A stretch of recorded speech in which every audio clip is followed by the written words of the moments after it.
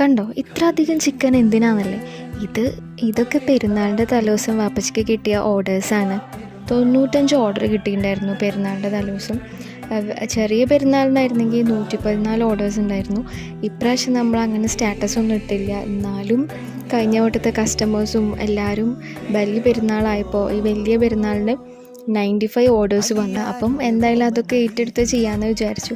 അപ്പം അതിനുവേണ്ടി 15 കിലോ സബോളയും പിന്നെ കുറേ വെളുത്തുള്ളി, ഇഞ്ചി, പച്ചമുളക് അങ്ങനെയൊക്കെ ഉണ്ടായിരുന്നു. പിന്നെ സിനാര എന്ന് പറഞ്ഞിട്ടുള്ള റൈസാണ് എടുക്കുന്നത്.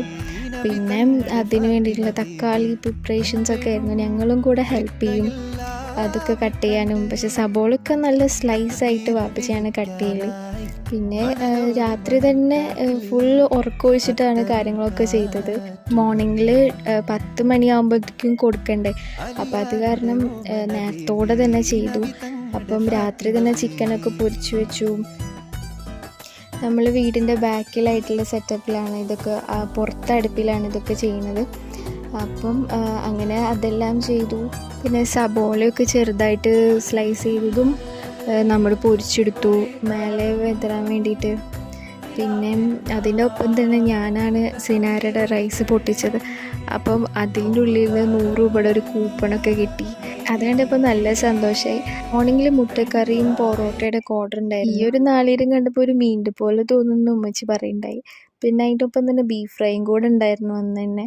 അപ്പോൾ മുട്ടക്കറിയൊക്കെ ഉണ്ടാക്കി. പിന്നെ 25 ബോക്സുകളിലായിട്ടാണ് ബിരിയാണി പറഞ്ഞിട്ടുണ്ടായിരുന്നത്.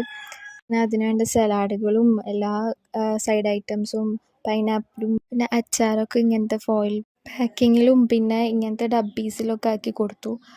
പിന്നെ അതിൻ്റെ ഒപ്പം തന്നെ രാത്രി ഒരു 15 വെജിറ്റബിൾ കുറുമയ്ക്കും ബീഫ് കറിക്കും ഓർഡർ ഉണ്ടായിരുന്നു. പിന്നെ അതിൻ്റെ ഒപ്പം ചപ്പാത്തീസാണ് ഓർഡർ ഉണ്ടായിരുന്നത്. പിന്നെ ഇതൊക്കെ ബിരിയാണിയുടെ വിഷ്വൽസാണ്. അധികമൊന്നും എടുക്കാൻ പറ്റില്ല, തിരക്കിൻ്റെ ഇടയിലായതുകൊണ്ട് പാക്കിങ്ങും കാര്യങ്ങളൊക്കെ ചെയ്യണ്ടേ. പിന്നെ ഇത് ഡെലിവറി ചെയ്ത് കൊടുക്കുന്നതും വാപ്പച്ചി തന്നെയാണ് കാറിൽ പോയിട്ട്. അപ്പോൾ അത് കാരണം ഒറ്റൊരാളായത് കാരണം നമ്മളും ഈ സലാഡൊക്കെ പാക്ക് ചെയ്യാനൊക്കെ സഹായിക്കും. അപ്പോൾ നമുക്കങ്ങനെ അധികം ടൈമൊന്നും കിട്ടിയില്ല വീഡിയോസ് എടുക്കാനായിട്ട്. അപ്പം ഇങ്ങനെയൊക്കെയാണ് അന്നത്തെ ഒരു വിശേഷം എന്ന് പറഞ്ഞാൽ. അങ്ങനെ കുറേ ഓർഡേഴ്സ് ഉണ്ടായിരുന്നു.